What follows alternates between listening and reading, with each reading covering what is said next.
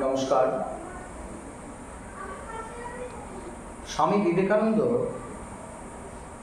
যে শিক্ষার কথা বলেছেন বা শিক্ষার উদ্দেশ্য সম্পর্কে যা বলেছেন, বর্তমান শিক্ষা ব্যবস্থার সঙ্গে তার আকাশ পাতাল তফাৎ বললেও ভুল হবে না।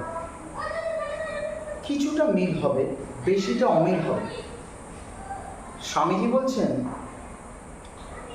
যে শিক্ষার উদ্দেশ্য চরিত্র গঠন, মানুষ তৈরি। কিন্তু বর্তমান শিক্ষায় মানুষ তৈরি বা চরিত্র গঠন অ্যাডিশনাল বা ঐচ্ছিক। প্রধানত সুখ ভোগ এটাই লক্ষ্য, এবং তার সঙ্গে অর্থ উপার্জন অর্থাৎ আর্থিক প্রতিষ্ঠা। আমরা মেধার গুরুত্ব দিতে গিয়ে চরিত্রের কথা ভুলে গেছি। স্বামীজি বলছেন মেধার চরিত্র একসাথে এগিয়ে নিয়ে যেতে। আর্থিক প্রতিষ্ঠা দরকার, কিন্তু শুধুই আর্থিক প্রতিষ্ঠা আমাদের সুসমাজ বা সুসভ্য সমাজ গঠন করতে পারবে না বা করাতে পারবে না। দেখা যাচ্ছে যে একজন মেধাবী ছাত্র সে যখন প্রতিষ্ঠিত হচ্ছে, সে সমাজে যখন বড় পোস্টে যাচ্ছে, ডাক্তার, ইঞ্জিনিয়ার বা বিডিও হচ্ছে, কিন্তু তার মধ্যে অনেক অনৈতিক অভ্যাস তার মধ্যে থাকছে, তার দ্বারা মানুষ প্রতারিত হচ্ছে।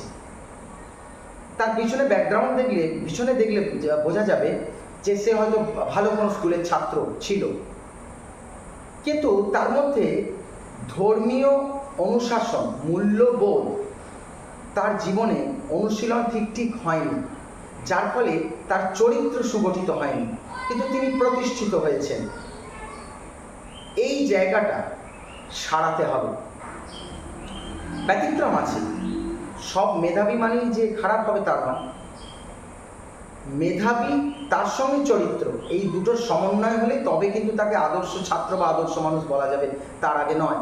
দেখা যাচ্ছে একজন চাষি, সেই স্কুলে যায়নি, কিন্তু সে কিন্তু সৎ চরিত্রবান, সৎ উপায়ে টাকা রোজগার করে সংসার চালাচ্ছে। হতে পারে তার প্রাচুর্যতা নেই, সে কিন্তু নিজের সৎ উপায়, কেউ একজন টিউশন করছে, সে হয়তো চাকরি পায়নি, কিন্তু সে সৎ উপায়ে, তার সৎ উপায়ের অর্থে রোজগারে সে বাবা মাকে নিয়ে ভালো আছে।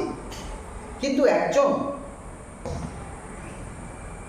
ঘুষ দিয়ে চাকরি পেয়ে বা অসৎ উপায়ে চাকরি পেয়ে সমাজে হয়তো ঘুরে বেড়াচ্ছে, কিন্তু তার ওই রক্ত মাখা দোষযুক্ত টাকায় সে বাবা মা স্ত্রী পুত্রের ভরণ পোষণ করছে। স্বামী বিবেকানন্দ এইরকম শিক্ষিত ব্যক্তিকে চাননি।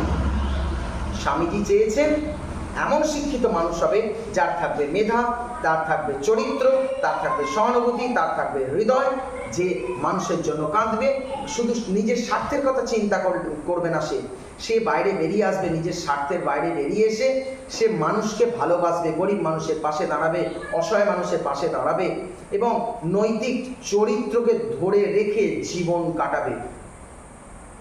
এইটা যদি করা যায় তবেই কিন্তু স্বামী বিবেকানন্দের যে শিক্ষার উদ্দেশ্য তাকে আবার ফিরিয়ে আনা যাবে।